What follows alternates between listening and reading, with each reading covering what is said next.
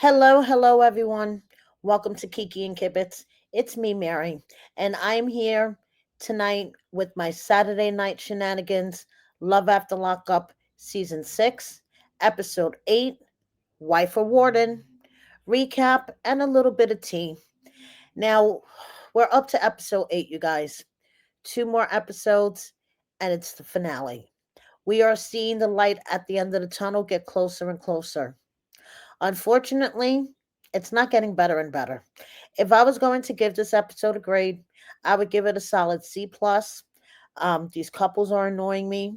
In particular, many of the men, and I'm going to get into it. The women aren't any better, but for some reason, the men are really annoying the fuck out of me this season. And let's hop right into this. So first of all, we have Will and Courtney. I'm kind of rooting for these two. Okay. So where we left off last week, they were getting married. Will said, I do. And Courtney looks up at him and thinks to herself, who the fuck am I marrying? Do I really know who I'm marrying? Am I making a huge mistake? And then she says, I do.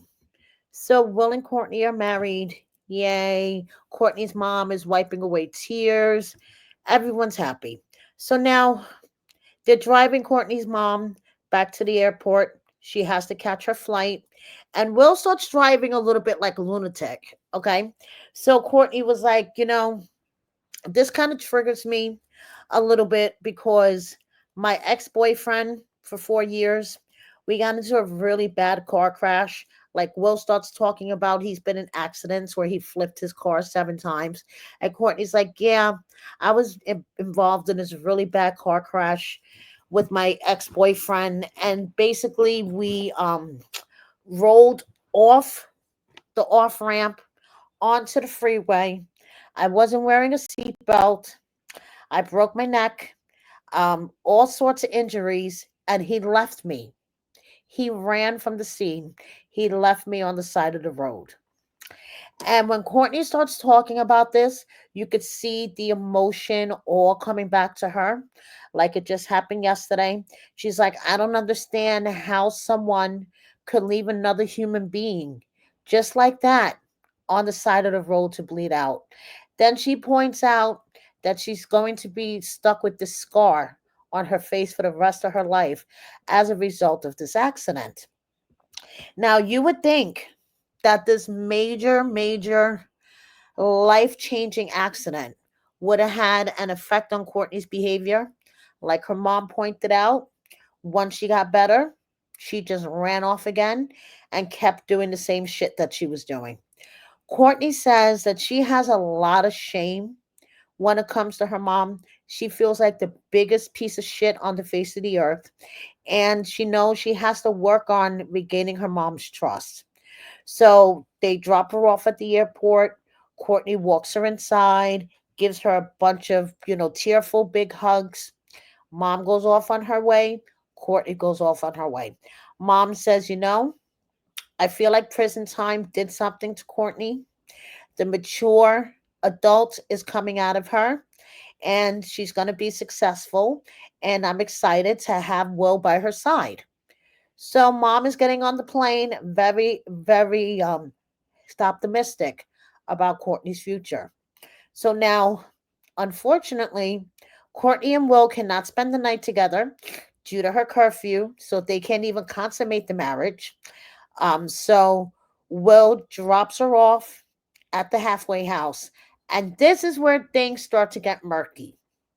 Will goes back to the hotel. He calls to check in on Courtney, and Courtney sounds either high, drunk, or both. Now, I feel like, and this is solely just my opinion, a production induced scene, if you know what I'm saying. Production was like, yo, Courtney, answer the phone, act like you're fucked up. So we could throw a little drama into the storyline because so far we're up to episode 8. And honestly, they're cute and all. I am rooting for them, but it's been pretty boring. So Courtney sounds all fucked up. She's like, oh, it's just temporary. We will be separated temp, temporary, temporary. And Will is like, go drink some water, go lay your head down, and I'll see you tomorrow. Will is like, this has me all fucked up in the head. Did she relapse? Did she fall off the wagon? Like, what the fuck is going on? So the next day, he has a bunch of cute surprises planned for her. Courtney's like, I'm not a big fan of surprises, but I'm just going to go along with it. So she gets in the car, and Will is like, listen, I just want to get this out of the way before we start our day. You had me concerned last night when I called you.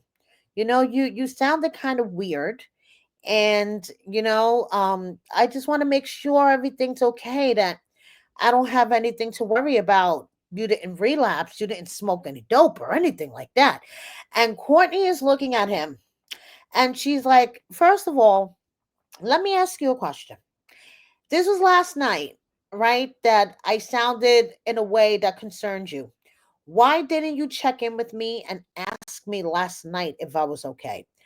Oh, it was our wedding day and I didn't want to sound accusatory. Well, guess what, motherfucker? You're sounding accusatory right now. So she gets pissed, and she's like, you need to have some trust in me. We've been married for what? 24 hours and you're already questioning me? Like, have some trust in me, dude. And in her confessional, Courtney says, I don't think I sounded weird. Maybe I was tired, but I don't think I sounded weird. So basically, Will is like, I'm going to overlook the fact that she was sounding weird last night. I'm just going to chalk it up to whatever and just try to enjoy the day. Now, this is where I believe we're going to see the shit show really happening. We only have 2 episodes left, so something has to happen. So now, moving on, Q&D. All right, first of all, the whole proposing with the ring inside the cake, that was a really cute idea. Okay? So Q&D, they go on a date, cake decorating. Okay? And Q is talking about that there has to be trust, baby mama issues, blah blah blah blah blah. So now they go outside, they go to show each other their cakes. And D has Big Mama's ring that his daddy gave him on the cake, takes the ring off, has Q lick the frosting off the ring, and puts it on her finger. Okay? Now, he says, through ups and downs, smiles and frowns, I love you, and this is my promise to you. As the producer pointed out, why didn't you say the words, will you marry me? Guess what, everybody? This isn't an engagement ring. Q may think it's an engagement ring. She's already planning her wedding in her head, all right? She needs to save a date. She needs to get a dress. She needs to get flowers. She needs to get food. She's already planning the whole thing. Meanwhile, this motherfucker, I'm sorry, you ain't shit, D.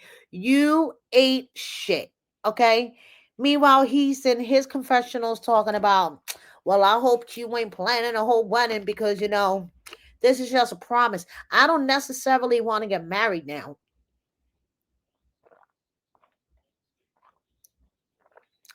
This is just a promise. Basically, this is a shut the fuck up ring. Okay. I'm going to do what I want. And whether it's being, seeing my baby mama behind your back, and that's just going to add to the mistrust in our relationship, I'm going to do what I want. I'm going to give you this big diamond ring from my big mama, and you're just going to shush and be happy. And as we see from the preview of next week, no, Q does not shush and be happy. Okay? So I just want to say once again, the Madre, you ain't shit. Really? You give her a fucking ring and then you don't clarify what kind of a ring it is. So she's going to be walking around, like she said, doing this, flashing her ring to everybody, okay? And it's not an engagement ring. It's a fucking promise ring. And what are we in junior high school? Like, as adults, promise rings are fucking insulting, okay? It's either you're going to marry me or not. So, Demadre, respectfully, you could take that promise ring and shove it up your ass because deserves so much better than this bullshit. But I don't know. I think the girl loves the drama. That's just my opinion. So, moving on. You know who else ain't shit? Bradley. Okay, and this may be an unpopular opinion. Yes, Savannah needs to calm down. Savannah needs to just step back, chill out, calm down. But I understand where she's coming from because Bradley's been out of jail for what, 72 hours, and it seems like he doesn't know how to make good decisions.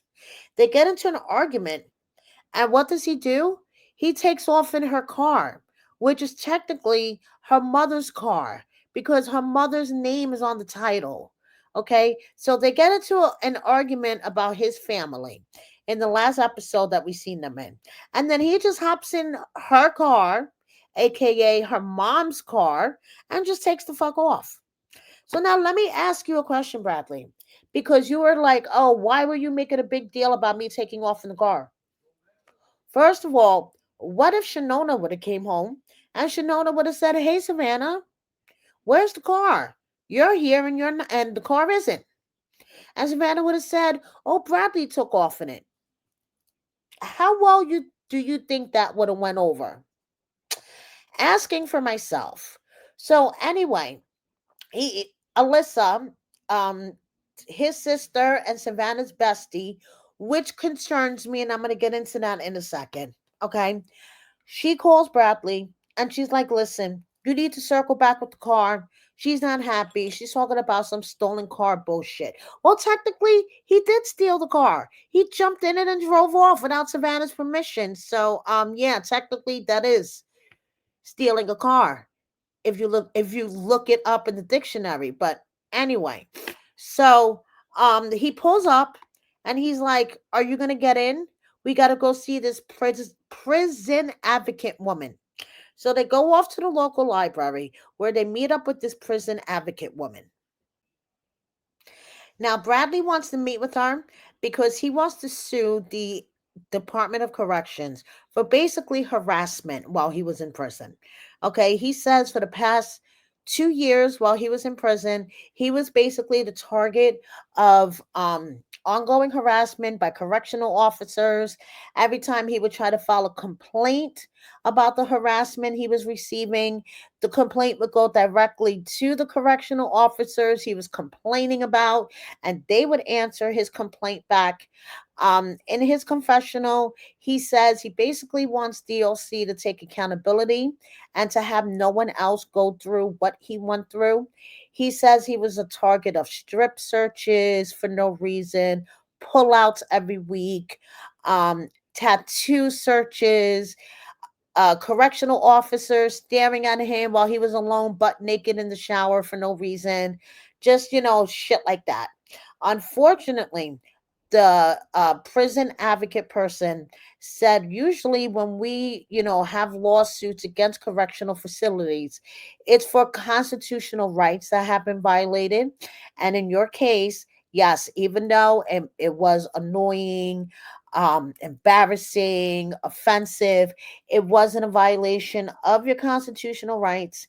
And it would be considered a frivolous lawsuit.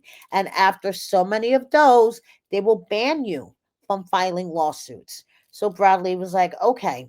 So then the woman turned to counselor. So she's like, I've been doing this for 10 years. I'm just wondering, how have you been adjusting since you've been out? And Savannah's like, it's been a battle. I'm not supportive. I'm too supportive.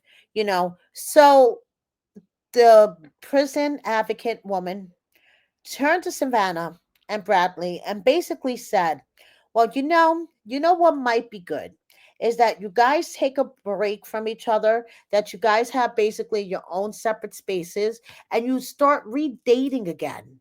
Because, he needs his own space to think, decompress, all this other good stuff." They get in the car, and Bradley was like, she makes so much sense. I'm starting to like you now. Savannah, on the other hand, was like, is she a licensed therapist? Or is she just someone who has tons of opinions? Because listen, I don't know what she was talking about. And Bradley's like, I kind of agree with her. You are so controlling.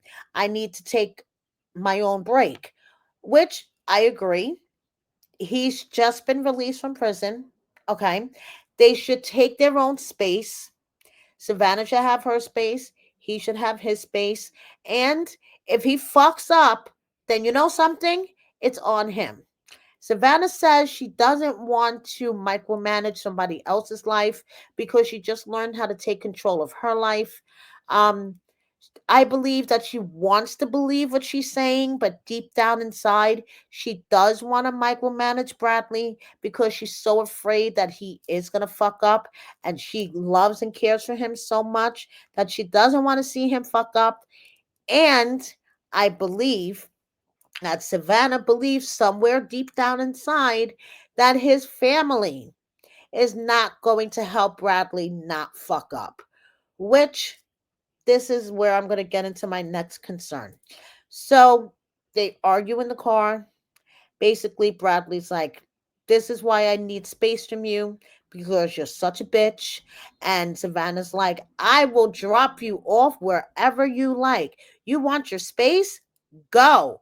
I'll drop you off wherever you want to go. And he was like, as a matter of fact, I'm driving myself to my dad's house right now.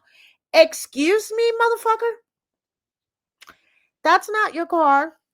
That's not even Savannah's car. That's Shanona's car. And you're acting like, oh yeah, I'm driving myself to my father's right now. Yeah, this is why I'm like, Bradley ain't shit. Okay? His attitude ain't shit. I get it. Savannah must be annoying the fuck out of him. But who was there for you when you were locked up for the past 2 years? Yeah, just saying. But as you guys may or may not know, this relationship eventually imploded. But my main concern is that once Bradley got out of the car, Savannah is so upset. Does she not have any other friends besides Alyssa, Bradley's sister?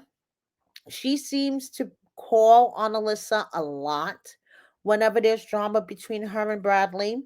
And I don't know if she really expects Alyssa to like be 100% on her side, considering she's Bradley's sister. But I'm worried. Doesn't Savannah have any other friends that she can call?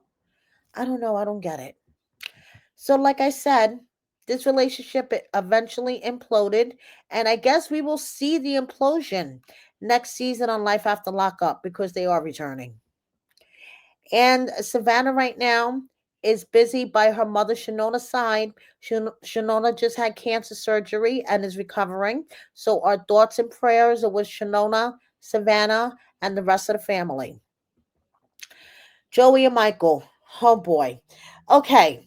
So last week, Michael was taking forever to get back. He finally shows up at the hotel. So Joey was like, what the hell took you so long? We have to leave. We're going to this family barbecue.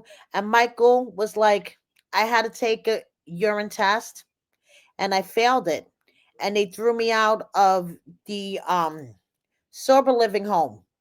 Just kidding. Joey was like, you are going to give me a fucking heart attack. Don't do that. Let's go. So they head over to Joey's parents' house where they're having a barbecue. Now, Joey's dad is in recovery for over 30 something years. Joey's brother is in recovery. So we have a big recovery family here, and they work the programs and they believe the programs. Michael, on the other hand, when it comes to these NAAA programs, all he hears is blah, blah, blah, blah, blah, blah, blah, blah, blah. So when Joey's dad and Joey's brother were trying to talk to him and tell him, listen, if you're not serious about your sobriety, if you're not serious about wanting to live, this could be very, very serious to Joey. Okay, it could have serious consequences on Joey. I hope you're his soulmate. I hope you're the one for him. But if you want to go to the trap house and hang out with your friends, then let Joey go and go to the trap house and hang out with your friends. And basically, all Michael is hearing is wah, wah, wah, wah, wah, wah, wah, wah, wah. So he's like all stressed out. Um, Joey's mom Joey's mom is the MVP of this episode. She made me tear up several times. Okay. She says Joey is her baby. Okay. She oh, already almost lost him once. He overdosed. He was having seizures on the gurney and everything. They thought they were going to lose him. Okay. She knows that her son has her type of personality. She says that she gave up everything. She gave up herself, everything to please Joey's father. Okay. And that was the biggest mistake for her. And she doesn't want Joey to repeat her mistake. So she's telling Joey, please, okay, if you suspect Michael relapsing at all, please just walk away. I don't want you making the same mistake that you did the last time and relapsing with Michael because this may be the last time. Okay. And she's all emotional. Meanwhile, Michael is outside calling his friend, and he's like, I just finished having this barbecue with Joey's family. It was like dealing with five Joeys. They're all, very into the recoveries and into the programs and preachy.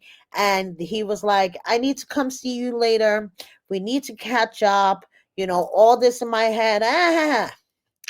Well, spoiler alert, Joey wound up, I'm sorry, Michael wound up being arrested about a month after filming on a parole violation. So, yeah, he's back in the slammer. Like Joey's dad said, he's comfortable. He asked him, are you comfortable? And basically, Michael admitted it. Michael sat there and admitted to Joey's family that basically he likes being in jail better. Yeah, so we all knew this was coming. So now moving on to Brooklyn and Brian. His friend Adrian, whatever this dude's name is, he ain't shit either, but he's funny as fuck, let me tell you. So it's been about 2 months since Brian's been on home arrest. And he has about another 2 months before he could get the ankle bracelet off. But now he has 2 weeks to get a job before he could potentially have to go back to the halfway house. So he calls his boy Adrian because he needs to put a little pep in his step when it comes to doing these interviews. And showing up to interviews in sweats, not the way to go.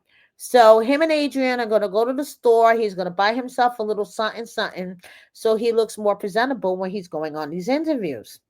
Well, Brooklyn wants to meet Adrian, which I think was a perfectly reasonable request. Okay. Brian's all like, oh, we only got a couple of hours. I got to be back here by 3 and whatever. Listen, it would have taken 5 minutes to invite the guy in. Hi, how are you? Nice to meet you. Would you like a glass of water? Okay, listen, these are the ground rules. We're going to get into that in a second. But the way that Brian acted didn't help the situation. So Brian goes out, he gets in Adrian's car, and of course, Brooklyn follows them right out. And Brooklyn's like, hi, I just want to say, what's up? I'm Brooklyn. Nice to meet you. Couple of ground rules, okay? He needs to be back by 3. Ain't no bitches, no running around. Go take care of business and come back.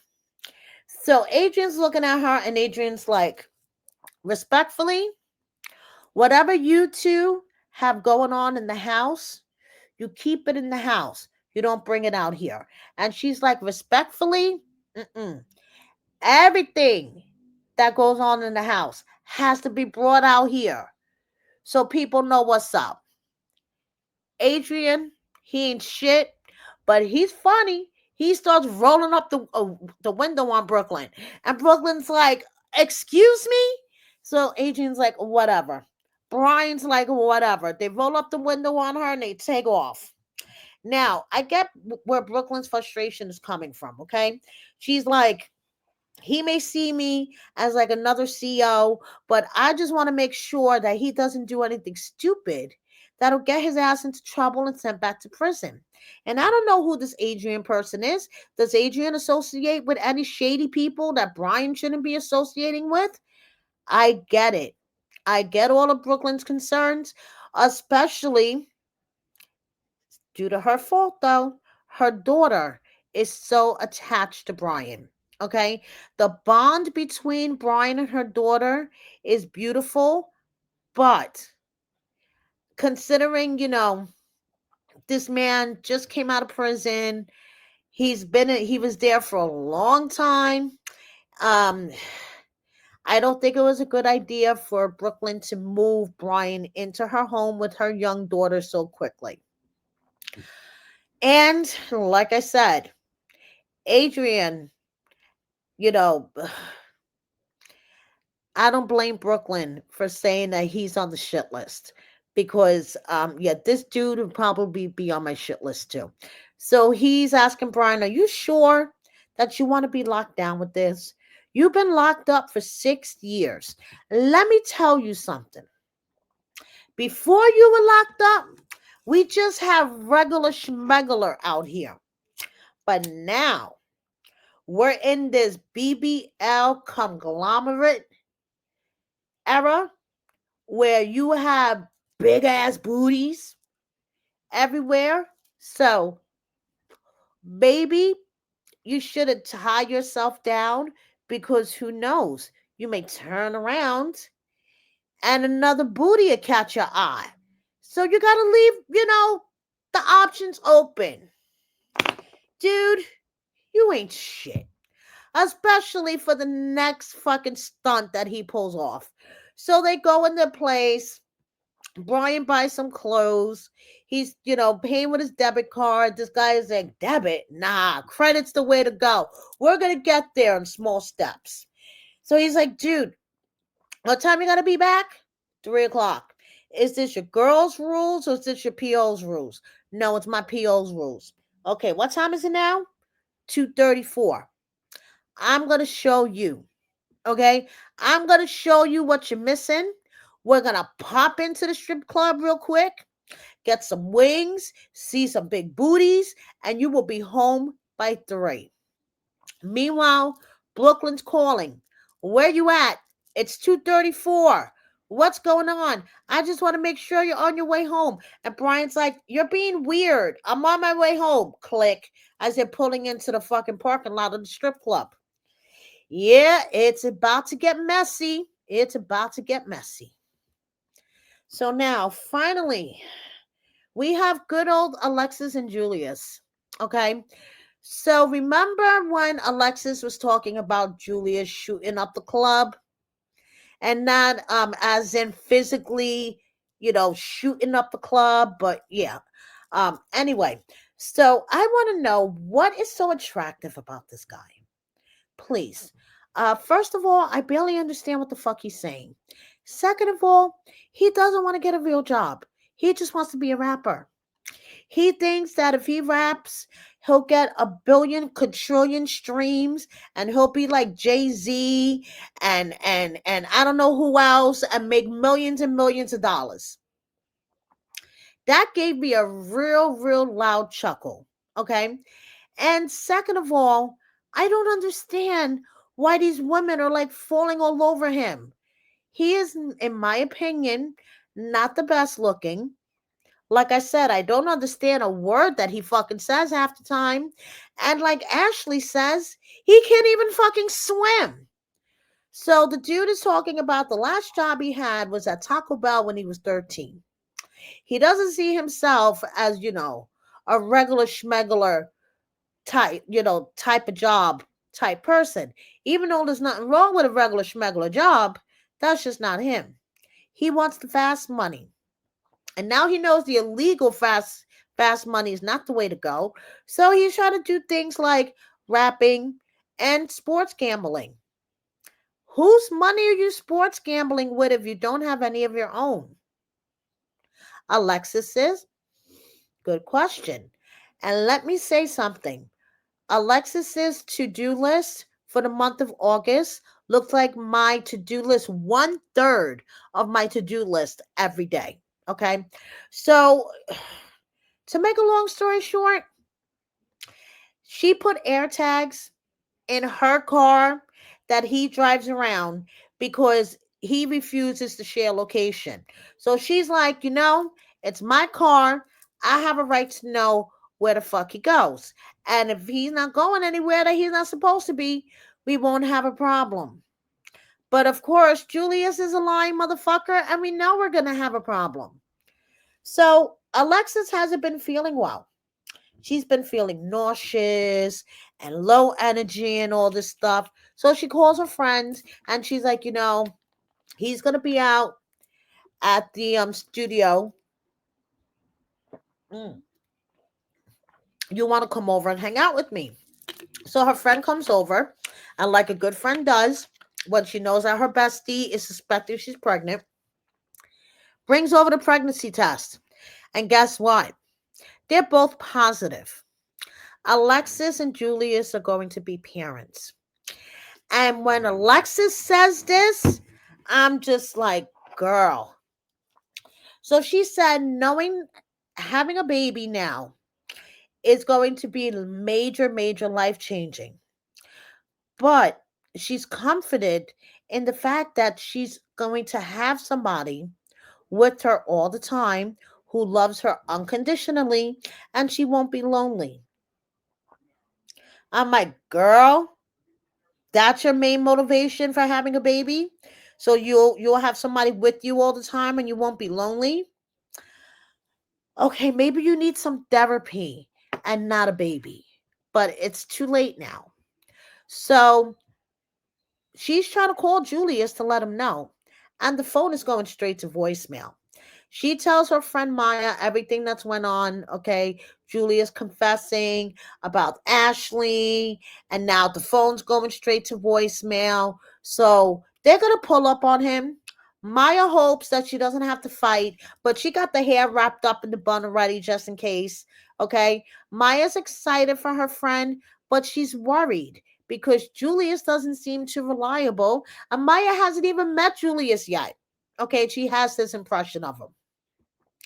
So the AirTag says he's not even at the studio. He's at a place called Vengeance. Now, in case if you're wondering what Vengeance is, it is a clothing store in Cincinnati. Okay. And this is the kind of stuff that they sell. So instead of being at the studio, he was at this store and Ashley pulls up on him and she's like, who are all these chicks? Because Julius is standing in the parking lot by the car surrounded by, guys and chicks. Who were all these chicks? And that's how it ended. So next week they get into a big fight. Okay, Julius is trying to be like, no, we good. And then he takes off in fucking Alexis's car. So like I said, Alexis got her wish. She had a baby girl in March. As you can see here, this is her Target registry and the baby shower invite that was on Facebook. And Julius, on the other hand, is out here being Julius. But honestly, in my opinion, Ashley got the best end out of all of this. Okay. She found out who the fuck Julius was in the very beginning before she went any further with him. And she got to rake in a couple of paychecks for Love After Lockup. So, hey, I think she got the better deal out of this. So, for Alexis's part, okay, it looks like her and Julius are on the rocks. She did a TikTok where it says, would you ever talk to an inmate again? And she says, no, no, no, no, no, no, no. Happy birthday, Alexis, by the way. So they weren't on this week, but we have Brooke and JK here, and JK has a full mouth full of new teeth. And Brooke posted to her Facebook, road trip, anyone? So before I let you guys go, just a couple of miscellaneous tea to hold you over for the weekend. Congratulations to Teeny and Rob. They're going to be parents. Congratulations to Lindsay. She graduated from Ole Miss today. Um, Shantae is in Texas with her daughter celebrating Mother's Day weekend with a new look. I like this look, Shantae. You go, girl.